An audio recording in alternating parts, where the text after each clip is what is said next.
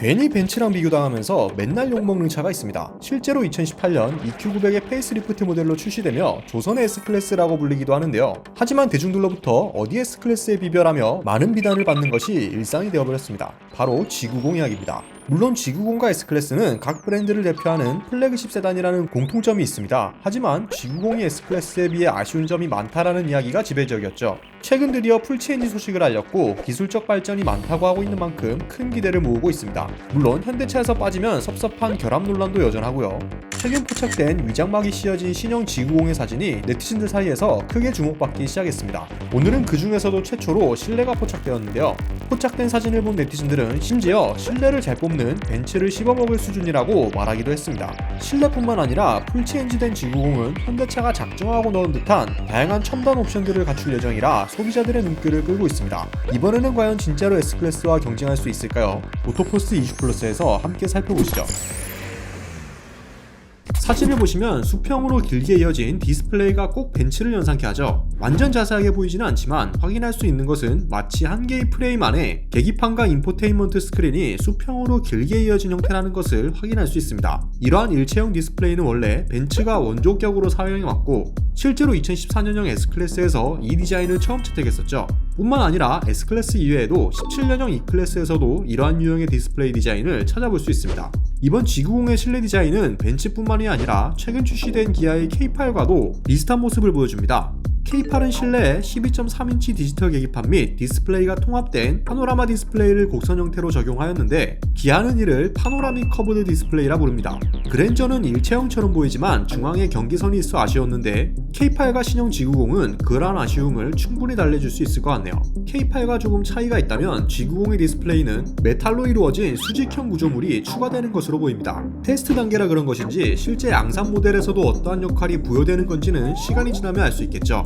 확실한 건 현행 G90이 대시보드 프레임 안에 계기판과 인포테인먼트 스크린을 매립시킨 구조와는 완전히 다른 디자인을 보여준다는 것이겠네요. G80과 GB80은 대시보드 위쪽으로 14.5인치 와이드 디스플레이를 장착한 형태였죠. 이 같은 방식은 운전자가 조작하기에 다소 불편하다는 의견들이 있었는데 이번 G90에 그 피드백을 반영했다고 볼 수 있습니다. 다양한 첨단 사양도 눈에 띕니다. 특히 반자율 주행 레벨 3가 탑재된다는 건데요. 반자율 주행 레벨 3는 기존 레벨 2나 레벨 2.5와 달리 오토바이 인식 기능, 차론에 정지장애물 인식 기능이 추가됩니다. 자동 주차 기능도 업그레이드 되고요. 기존의 초음파 방식에서 영상을 기반으로 주차 구획선, 빈 공간을 인식하는 기능까지 더해져 다양한 환경에서도 자동 주차가 가능할 전망입니다. 여기에 센서 퓨전 2단계 기술과 더불어 최근 레벨 3 자율주행 규제가 스티어링 휠에서 손을 떼는 것이 허용됨에 따라 고속도로 자율주행 시스템이 최초로 탑재될 예정이고 이 시스템은 자동 차로 변경까지 지원된다고 합니다. 차로를 변경하는 후방 차량과 인식거리 개선 추가로 근거리 끼어들기 차량의 인식 성능을 기존보다 높였고 레이더 2개를 전면부에 더 추가해 날씨와 각종 환경에 대한 오류를 최소화시킨다고 전해져 이목을 끌고 있습니다. 또한 소문만 무성했던 현대모비스에서 개발한 프리뷰 전자 에어 서스펜션이 탑재될 거라고 합니다.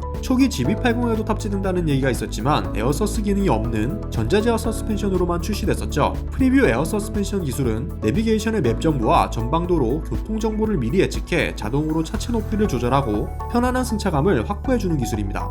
서스펜션 기술의 완성형이라 불리는 벤츠의 매직 바디 컨트롤과 유사한 기능이 탑재된다는 소식이 들리니 진짜 벤츠 씹어먹겠네라는 반응이 나오게 되는 것 같습니다. 신형 G90은 제네시스 차량 최초로 후륜 주행 시스템을 도입합니다. NF 소나타에 도입됐다가 현대차에서는 사라졌던 기능이죠. 저속에서는 후륜을 전륜과 반대 방향으로 회전시켜 회전 방향을 큰 폭으로 줄여줄 전망입니다. 이는 전장이 길어 상대적으로 회전 방향이 큰 대형 세단의 특장점이 될 만하죠. 또한 3세대 플랫폼을 적용시켜 차체의 강성을 강화하고 경량화 해 연비 향상을 기대하게 합니다. 외장 디자인은 제네시스의 정체성을 그대로 살려냈습니다. 디자이너들이 강조하던 두 줄 디자인이 드디어 G90에도 도입이 되는 모습입니다. 헤드램프가 켜진 사진을 통해 두 줄 디자인이 적용된다는 것을 더 확실하게 확인할 수 있었는데요. 현행 G90보다는 살짝 얇아 보이고 전면부의 크레스트 그릴의 크기는 더 커지는 것으로 보이네요. 파워트레인 라인업은 하이브리드는 추가되지 않고 기존 엔진 라인업을 유지하는 것으로 알려졌습니다. 전동화 모델의 출시도 점쳐지는데 아직 공식적인 출시일이나 세부적인 내용이 알려지지는 않았습니다.